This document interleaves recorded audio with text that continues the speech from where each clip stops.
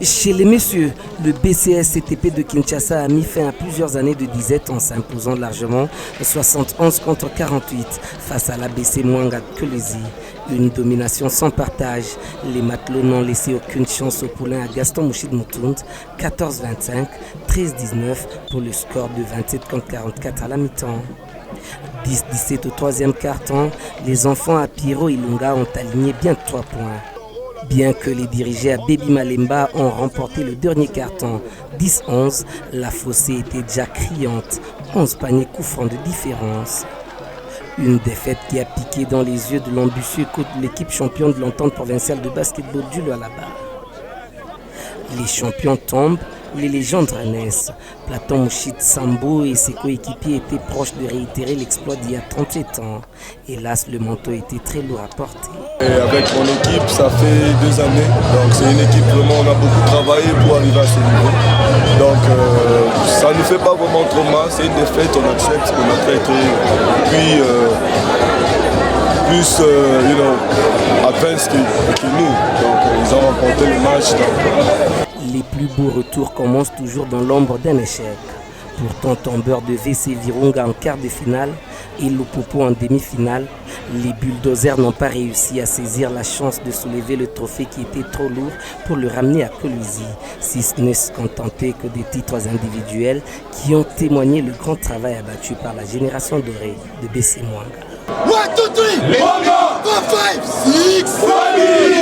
Déjà vainqueurs de la Liprobakin, les Kinois confirment leur belle saison et représenteront la RDC à la Road to Ball l'an prochain pour la 20e fois de l'histoire. Surtout que le dernier titre de Onatra fut en 2018 et voilà 7 ans après, on revient sur scène. Et je pense que c'est un geste à louer, c'est un effort à encourager. Et nous allons continuer sur ce même chemin. Et nous avons eu le temps de jouer contre Mwanga Kolwezi et nous sommes basés sur les joueurs clés de l'équipe. Nous avons travaillé sur la défense, sur les joueurs clés de l'équipe adverse. Et ça tenue.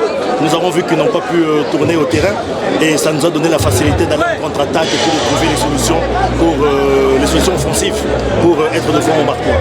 Révélation de la saison, BC Tanganyika de Kalemi a hérité de ce trophée honorifique, récompensant son parcours audacieux.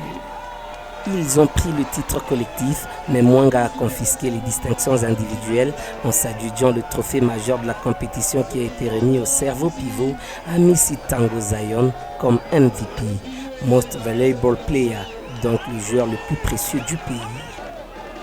BC Mwanga s'est encore distingué avec la récompense de meilleur marqueur de la compétition octroyée au shooter né Ken Bangala Longeni.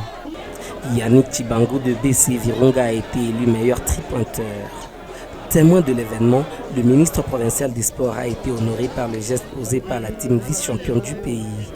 Fana Moussangu Saïza-Neuf a félicité l'effort collectif de cette équipe qui a magnifié la province avec son moyen propre. Merci beaucoup à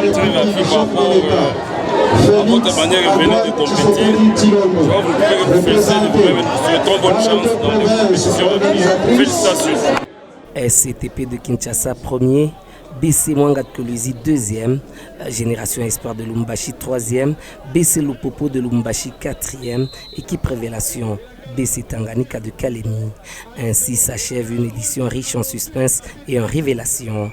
La Coupe du Congo de basketball confirme encore une fois de plus son statut de vitrine de basketball national. Le rendez-vous est pris pour la 43e édition avec l'espoir de voir émerger des nouveaux talents et des nouvelles histoires.